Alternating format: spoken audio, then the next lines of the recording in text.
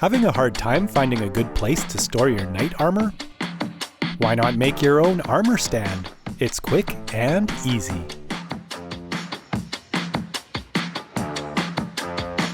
Hey everyone, I've got a new favorite product and I'm super excited to share it with you today.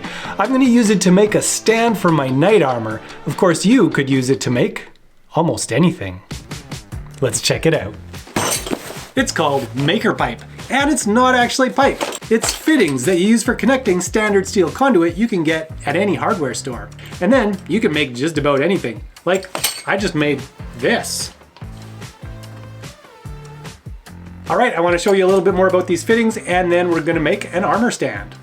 MakerPipe is made to fit on 3/4-inch galvanized steel conduit that you can find at most hardware stores. It attaches around the pipe like the easiest jigsaw puzzle ever. And because both halves are identical, you don't have to worry about finding a left piece and a right piece to fit together. They just all do. There's a recessed area for the nut which keeps it from spinning, so all you need is one hex key to tighten it up. As you tighten the bolt, the piece of pipe in the puzzle piece end of the fitting gets clamped down first. Then you can add your pipe into the not puzzle piece section, continue to tighten the bolt until it's clamped as well.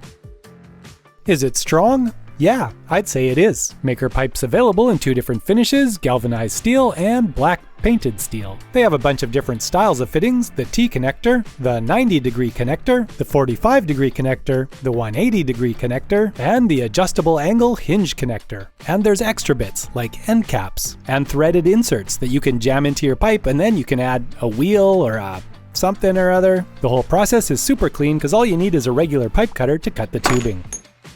So now that I've said a bunch of nice stuff about MakerPipe, let's see if I still feel the same way after I'm done making the armor stand. So, off to the armor stand-atarium. Alright, the first thing I did was go out in a blizzard and buy 2 10-foot lengths of steel conduit.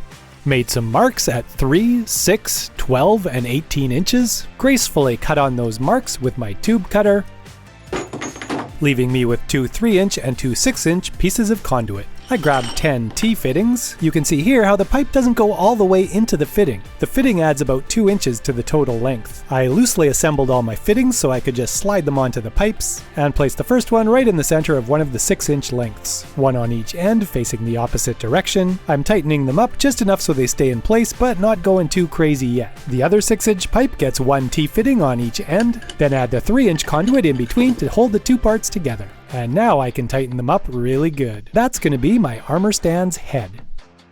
And because no one likes a head without a neck, I cut a 26.5-inch piece of pipe, made a mark 3 inches down from one end, and slid on a 180 connector so the top of it matched the mark. That's pretty much the shoulders. Then I slid the head onto the neck. I measured 6 inches up from the bottom of the neck, and slid on a 180 so it sat just above that line. Another 180 right at the bottom of the neck, which isn't really the neck anymore. It's more like the tailbone. I then cut 2 33-inch conduit pieces for the legs, which can be set aside for now. I just like to cut the long pieces before I cut the short ones. I cut 2 9-inch pieces for the arms, which go in the armholes, of course. 4 3-inch pieces, which are gonna be the hips.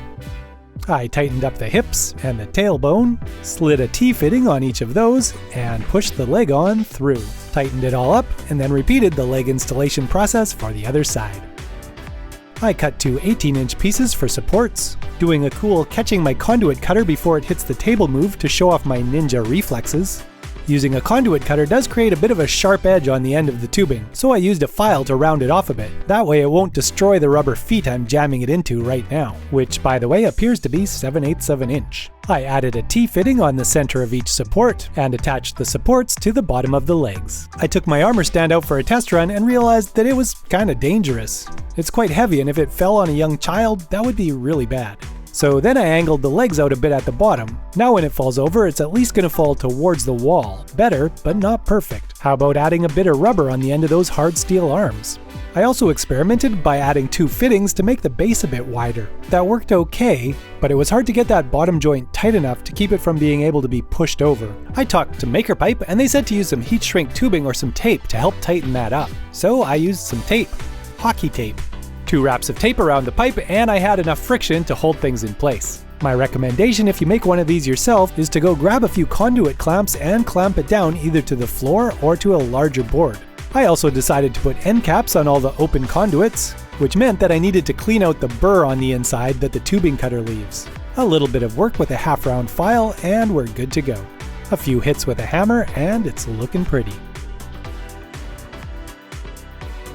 The great thing about these fittings are it's super easy to adjust the height of your armor stand, and if you ever stop needing armor, you can take it apart and reuse the fittings for another fantastic project. I actually had a bit of pipe and some fittings left over, so I made a simpler stand for my daughter's armor as well. Well, that was really fun. I quite enjoyed doing a project a little bit different from my normal hot glue and foam and paint kind of thing. I think the armor stand turned out really good. The one thing you do want to watch for is that you anchor it to the ground properly so it doesn't fall over and damage any humans or anything. This project was really quick. I think it only took me like 3 or 4 hours, and that was with having to figure out the lengths of the different pipes and stuff. So yeah, very impressed with these MakerPipe fittings. Top notch. I can only really think of 2 things that may or may not be downsides depending on what you're making. One is they're quite heavy, which is good because it means they're strong, but they're heavy, so that's kind of neither good or bad. It could be bad, it could be good. The other thing is that when you put a pipe in this way, it's hard to clamp it down enough to stop like rotational movement if there's a bit of torque on that. I did vastly improve that by adding a bit of hockey tape around the pipe, and MakerPipe also sells some heat shrink tubing you can put around the end of your tube, and then that's supposed to help as well. I haven't tried that because I didn't have any, but it would be interesting to see how well that works. I know that these parts do have a piece of heat shrink there. I don't know if you noticed it. It's clear on these and black on the others, but I think that heat shrink there helps to keep this side from spinning. I guess it would be hard to put a heat shrink in here because there's nowhere to do it. I think those are the only 2 possible negative things that I've found. Other than that, these are amazing. I absolutely love that they're reusable. So if you have a project, you can try it out, make it. If you don't like it, you can break it down and you can make something else. So really, once you have these are gonna last a lifetime, I think. Depending how long you live. Well, I think that's it for me for today. If you want to find out more about MakerPipe, I'll include a link to their website in the description. So definitely check that out. It's a very cool product, and I love sharing cool products with you that just might be the right thing for something you're trying to make, because makers like making things. Thanks for watching. See ya.